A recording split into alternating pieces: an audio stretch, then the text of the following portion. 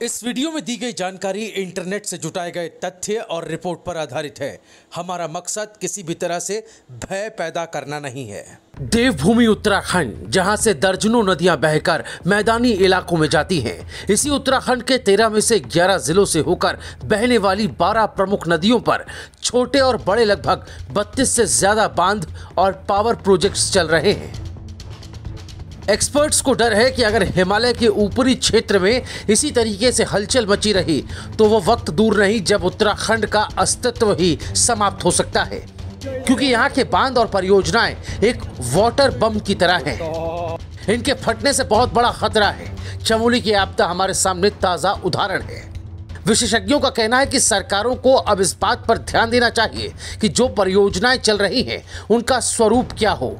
वैज्ञानिकों का मानना है कि अब छोटे छोटे डैम बनने चाहिए। आगे बढ़ने से पहले आपको ये जान लेना चाहिए कि आखिर उत्तराखंड की किन किन नदियों पर बांध और परियोजनाएं चल रही हैं। भागीरथी नदी पर 6, अलकनंदा नदी पर 5, गंगा नदी पर 3, रामगंगा नदी पर 3, काली नदी पर 1, कोसी नदी पर 1, पिंडर नदी पर 2, धौलीगंगा नदी पर 3, यमुना नदी पर 3, टोंस नदी पर 3, शारदा नदी पर 2। इसके अलावा अन्य कुछ नदियों पर भी छोटे छोटे डैम हैं। वहीं सबसे ज्यादा चमोली में नदियों को बांध दिया गया। चमोली जिले की 7 नदियों पर बांध बनाकर परियोजनाएं चालू की गई हैं। इसके अलावा देहरादून जिले में 5 नदियों को घेरा गया है बांध के लिए। पौड़ी में 4, चंपावत में 2, अल्मोड़ा में 1, टिहरी में 2, उत्तरकाशी में 2, उधम सिंह नगर 1, श्रीनगर में 1 और पिथौरागढ़ में 1 बांध और परियोजनाएं चल रही हैं। इन सभी परियोजनाओं से तकरीबन 5300 मेगावाट बिजली का उत्पादन हो रहा है। बहरहाल उत्तराखंड के उत्तरकाशी में चाहे भूकंप रहा हो या केदारनाथ की जल प्रलय रही हो या फिर टिहरी बांध परियोजना से प्रभावित पूरा इलाका रहा हो, और अब धौलीगंगा हिमस्खलन त्रासदी के बाद सवाल उठने लगे हैं कि क्या उत्तराखंड में इन परियोजनाओं के स्वरूप की समीक्षा की जानी चाहिए या नहीं। विकासशील देश में विद्युत परियोजनाएं निश्चित तौर पर होनी ही चाहिए, लेकिन बड़ा सवाल यह है कि हम उन परियोजनाओं को किस तरह से चला रहे हैं। मसलन जब बांध बनाए जाते हैं या पावर प्रोजेक्ट्स शुरू किए जाते हैं तो उसके साथ ही मिट्टी को बांधने का काम ज़्यादा ज़रूरी होता है। लेकिन दुर्भाग्य यह है कि तमाम कोशिशों के बाद भी इन सारी चीज़ों में हमें सफलता नहीं मिल पाती। नतीजा ये होता है कि ऐसी आपदाओं के बाद जब जल प्रलय होता है तो तबाही मच जाती है।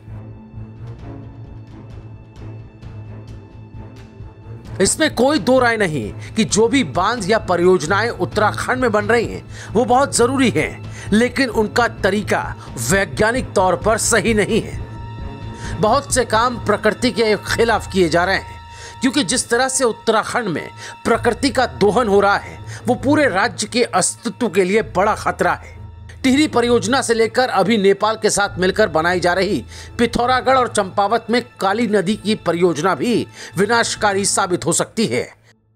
इस परियोजना के लिए 148 गांव को उजाड़ा जा रहा है। एक तरह से कहें तो जो बांध उत्तराखंड में बने हैं या बन रहे हैं वो बांध नहीं, वाटर बम है।